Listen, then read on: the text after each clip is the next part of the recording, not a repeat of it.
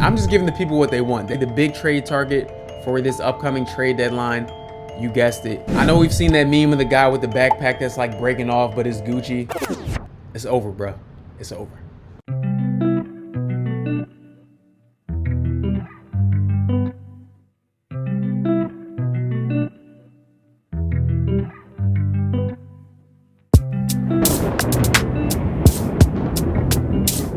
What's good, YouTube? Welcome to another episode of Wrong vs. Right. I'm your host, Jay. If you're new to the channel, be sure to subscribe below and hit that button. Today, we're talking about the top 5 NBA trade targets before this year's NBA trade deadline. And I think it's going to be a lot of trades going on. Don't try and play me, by the way, because I put all these hypothetical trades in the ESPN trade machine, so they all work. And guys, stay tuned for the last trade I'm going to talk about because it just might break the NBA. Let's get straight to it. First, we got the obvious one, Jonathan Kuminga. He has a really tradable contract for the Warriors. And he's just done. He demanded a trade from the Warriors. Steve Kerr really isn't playing him much. He's only now playing him because Jimmy Butler went down with an injury.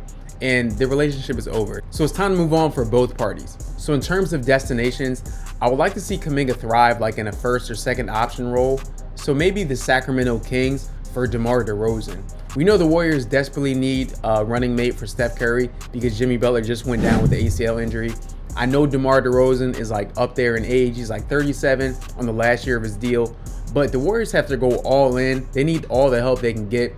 DeRozan can still provide a scoring option for Steph Curry. Yes, they get older, but what options do the Warriors really have? Because they just need to get some talent around Steph Curry to make one last push to get an NBA championship. That's all Steph Curry cares about right now, Steph and Draymond. They want rings, and DeMar DeRozan may give them the best shot at least a chance of competing in the playoffs. And on the flip side, Jonathan Kuminga can get a different opportunity in Sacramento to really show what he can do, being like the first or second option behind Sabonis if Sabonis is even still on that team beyond the trade deadline. The next top trade target is Ja Morant. Now listen, from my perspective, Ja Morant seems checked out of Memphis. I know he has Memphis tatted on his back, but I'm not hearing any of that. I think that relationship is over. I don't think he gets along with the coaching staff, the players.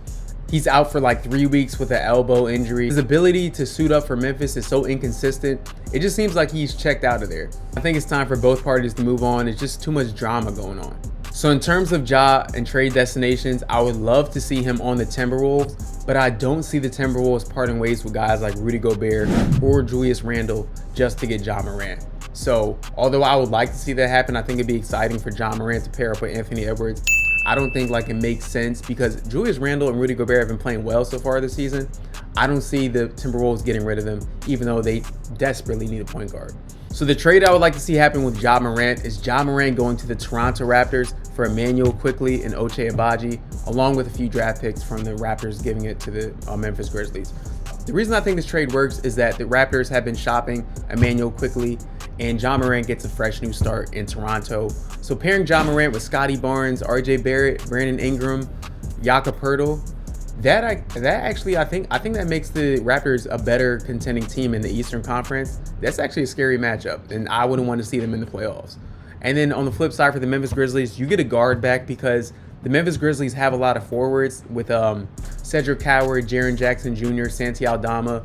They're like a big team. If you're going to give away Ja Morant, I think you need a guard back. And Emmanuel Quickley is a really good guard. I think in the right situation, he can be like a borderline all-star. Well, maybe not in the Western Conference. Actually, he's not going to be an all-star in the West. But Emmanuel Quickley is a really good point guard. And I think the Memphis Grizzlies would actually get some value for Ja Morant because I think his value is kind of low right now. So getting Emmanuel Quickley back along with a wing defender and Ochai Agbaji, I think that's actually a good deal. Next, the trade that I think needs to happen is Karl-Anthony Towns getting out of New York. Karl-Anthony Towns just cannot beat the soft allegations, and I think the city's done with him. And I'm just giving the people what they want. They want to see Karl-Anthony Towns traded out of New York. So the trade that Knicks fans across the globe want to see is Cat for Giannis. Now, I hate to say it to you guys, but there's no way that the Bucks are going to agree to that trade because it's just not equal value.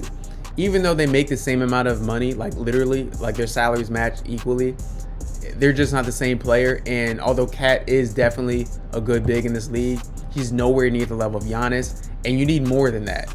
You know, the Knicks already gave away their draft picks by getting Mikal Bridges, so it's not going to work. The trade that I think is more likely for Karl-Anthony Towns is Karl-Anthony Towns to the Dallas Mavericks for, you guessed it, Anthony Davis. Anthony Davis is an improvement from Karl-Anthony Towns skill-wise, but with skill, with Anthony Davis that you get a decrease in availability because this dude is just always hurt. So it's a trade-off. Like, do you want Karl-Anthony Towns, who you guys call soft all the time? Or do you guys want Anthony Davis, who's an improvement on the floor, but will he actually take the floor? There's some video of him working out with Phil Handy recently on the court. So they say he might be back this season and he doesn't require surgery, but it's a gamble, right? Like, are the Knicks willing to take that gamble? For Cat in Dallas, he gets a chance to rebuild his value, a low pressure environment, at least for this season, because the Dallas Mavericks are not going anywhere. He reunites with the Jersey boy and Kyrie Irving. So Cooper Flag is over there. I think Karl-Anthony Towns will actually do better in a low pressure environment in Dallas. He would get his like 25 and 10 easy, ball out a little bit, try and rebuild his value. So I think that trade will work out for both parties as long as AD could stay available in New York, because it's a high pressure environment and they're not going for no soft stuff over there. My next big trade target is Coby White. So Coby White has a super tradable contract. He's making like $12 million a year.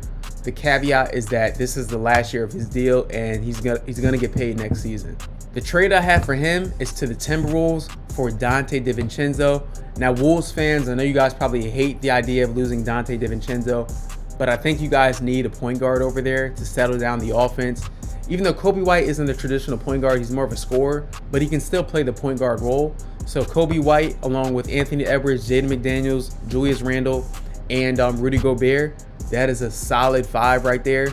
And I think it gives him a better chance to compete in the West than DiVincenzo does. Although I love DiVincenzo's game, his hustle, his heart, his effort. These are all things that a good team needs. And on the flip side, the Chicago Bulls get some good return for Coby White and Donte DiVincenzo. DiVincenzo can play on any team because he's like a wing who can shoot the ball, play defense. He can play on any team. And then lastly, the big trade target for this upcoming trade deadline, you guessed it, Giannis Antetokounmpo. Guys, it's time for Giannis to leave Milwaukee. That team is going nowhere. And they don't have enough assets to really get Giannis enough help to even compete for a championship. I know we've seen that meme of the guy with the backpack that's like breaking off, but it's Gucci. It's over, bro. It's over. So I'm going to give you the dream scenario, and then I'm going to give you the more realistic but blockbuster scenario. The dream scenario, Giannis gets traded to the Golden State Warriors for Jimmy Butler. So Steph Curry has one last shot, one legitimate shot at winning a championship. Imagine a Steph Curry, Giannis pick and roll. Cinema, absolute cinema.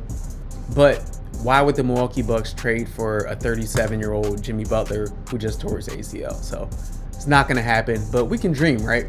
The more realistic situation, but it would be like a blockbuster deal, almost on the same level of the Luka AD trade. Not as much, but still.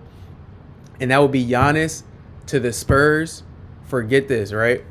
Giannis to the Spurs for Stephon Castle, Dylan Harper, Keldon Johnson, Jeremy Sohan, and draft picks. So you pair Giannis Antetokounmpo with Victor Wembanyama along with De'Aaron Fox. So this will be the ultimate gamble for the San Antonio Spurs. You basically like mortgage your future with those young guards, but you put it in a championship, like pairing along Giannis with Victor Wembanyama.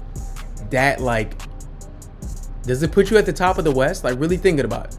Like, you need two people to guard both these guys at all times, especially if they get close to the basket. It's a crazy trade to think about. And then for the Bucks, you secure your future. So yes, none of these guys that you traded for are all-stars yet, but you have two potential franchise guards in Stephon Castle and Dylan Harper. Yes, you lose a generational talent in Giannis Antetokounmpo, but you get potential franchise cornerstones back in return. And then for the Spurs, you're just going all in. You're like championship or bust. You're giving up the former Rookie of the Year last season, along with the number 2 pick from the 2025 draft in Dylan Harper, all for Giannis. The debate could be made that is worth it because you're getting Giannis Antetokounmpo and you're pairing him with Victor Wembanyama. So crazy trade to think about. Let me know your thoughts down below in the comments. What are your thoughts on these trades? I know you're not going to agree with everything, like I wouldn't expect you to, but these are just some fun trades that I thought about. Be sure to subscribe to the channel if you're new. Everybody can't be wrong. Everybody can't be right. I'm out.